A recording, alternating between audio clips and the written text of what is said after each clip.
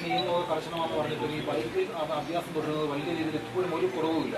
Bike അഭ്യാസം ഈ തിരുവനന്തപുരത്ത് മാത്രമല്ല, ബൈപ്പാസുകളിലൊക്കെ ഈ ബൈക്ക് കൊണ്ട് വലിയ രീതിയിൽ പോകുന്നുണ്ട്. ഇപ്പോൾ റീൽസ് എടുക്കാനായിട്ടൊക്കെ അത് എത്ര അപകടങ്ങളുണ്ടായാലും എത്ര നിയമ നടപടി ഉണ്ടാകുന്ന നോക്കുന്നതും അവസാനിക്കുന്ന പോലും അതിനൊരു ഇനി എന്താ ചെയ്യാൻ പറ്റുക? അതിനെല്ലാം പരിഹാരമായിട്ടൊരു സാധനം വരുന്നുണ്ട്. ഇപ്പൊ പറയില്ല, 4-ാം തീയതി കഴിഞ്ഞ് പറഞ്ഞു. നിങ്ങൾക്കെല്ലാം എന്ത് കണ്ടാലും അറിയിക്കാൻ പറ്റും. പോരെ, നിങ്ങളൊരു സംവിധാനം വരുന്നുണ്ട്. അത് 4-ാം തീയതി കഴിഞ്ഞേ പറയും.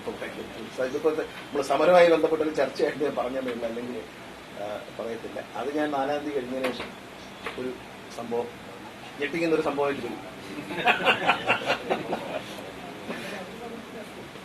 അവരെ സമരം ഞാൻ സംഘടിക്കാൻ പറ്റത്തില്ല. അങ്ങനെ ഒരു സാധനം നിങ്ങളെല്ലാവരും കൂടെ അങ്ങ് സംഘടിക്കും. നാട്ടുകാരും പബ്ലിക് പങ്കെടുക്കും ആ സംഭവത്തിൽ. ഇത് നമ്മൾ വിചാരിച്ചാലേ തീരത്തുള്ളൂ. പബ്ലിക് ഇതിനകത്തൊരു ഇൻട്രസ്റ്റ് എടുക്കണം.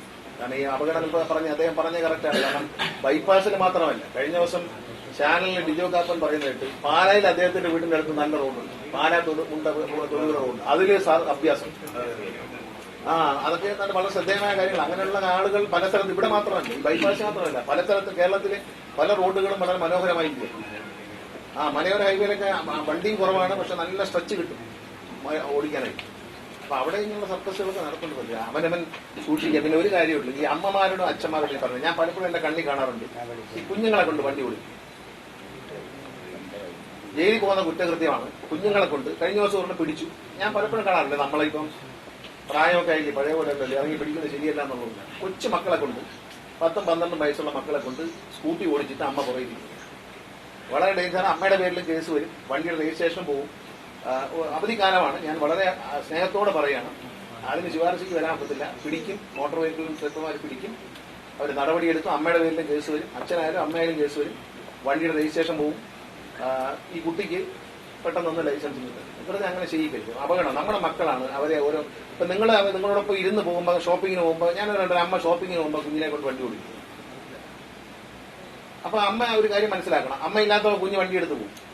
വല്ലയിടത്തും പോയി തട്ടിയാൽ മകനെ നഷ്ടപ്പെടും എന്ന് ഓർക്കാൻ എല്ലാവരും തയ്യാറാവും. അവനവന്റെ മക്കളെ നഷ്ടപ്പെടുന്നതുകൊണ്ടെന്ന് അവനവനെ ഈ നിയമം വളരെ കർശനമായി നടപ്പിലാക്കും. മോട്ടോർ വെഹിക്കിൾ ഉദ്യോഗസ്ഥന്മാർക്ക് കർശന നിർദ്ദേശം കൊടുക്കുന്നു. എവിടെ കണ്ടാൽ, കഴിഞ്ഞ ദിവസം ചാനലിൽ കണ്ടതാണ്, അവർ എടുത്ത് കാണിച്ചു. അപ്പം തന്നെ മോട്ടോർ വെഹിക്കിൾ ഉദ്യോഗസ്ഥന്മാർ നടപടി വ്യാപകമായി പരിശോധിക്കുന്നുണ്ട്. ദയവ് ചെയ്ത് മക്കളെ മരണത്തിലേക്ക് പറഞ്ഞു വിടരുത് എന്നാണ്. ഇത് വലിയൊരു നിയമലംഘനമാണ്.